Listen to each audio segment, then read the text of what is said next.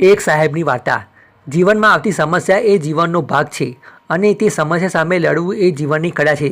તમે કેટલા વિડીયો જોયા હશે કે સમસ્યાના સમયે શું કરવું, સમસ્યાનું નિરાકરણ કેવી રીતે કરવું, સમસ્યાનો સામનો કેવી રીતે કરવો અને શું કરવું તે તમે જાણતા નથી।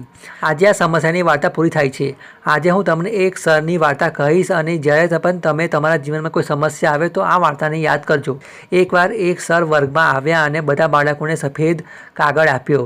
જ્યારે બાળકોએ તે કાગળ જોયો અને જ્યારે બાળકોએ તે કાગળ જોયું ત્યારે તે કાગળની વચ્ચે એક નાનું કાળું વર્તુળ બન્યું હતું। હવે જ્યારે સાહેબે બાળકોને પૂછ્યું કે આ પેપરમાં તમે શું જુઓ છો તો બધા બાળકોએ કહ્યું કે પેપરની વચ્ચે કાળું વર્તુળ છે।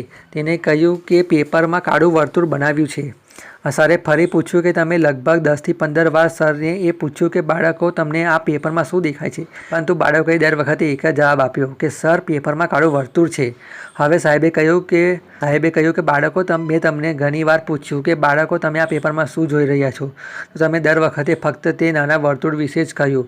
શું તમને તે નાના વર્તુળની બહાર સફેદ રંગનું પૃષ્ઠ દેખાયું નથી? આપણે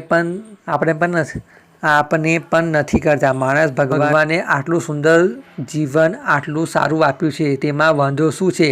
આપણે તેની સાથે બેસીએ, બસ એને તે સમસ્યાની બહાર કાઢીને જુઓ કે મોટી જિંદગી છે।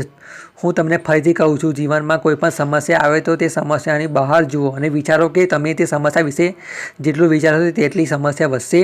અને મારી આ વાતોને યાદ રાખજો કે જે વ્યક્તિ સમસ્યા સમયે સ્મિત છે તેની અડધી સમસ્યા એ જ રીતે હલ થઈ જાય છે। જીવનમાં બસ હસતા રહો। સમસ્યા શું છે? સમસ્યાઓ તો આવતી જ રહે છે। તો કેમ છો મિત્રો? હું છું મૃત્યમ। ઉપર તમે જે વાર્તા વાંચી રહ્યા છો એ મેં એની હિન્દીમાંથી ગુજરાતીમાં ટ્રાન્સલેટ કર્યું છે।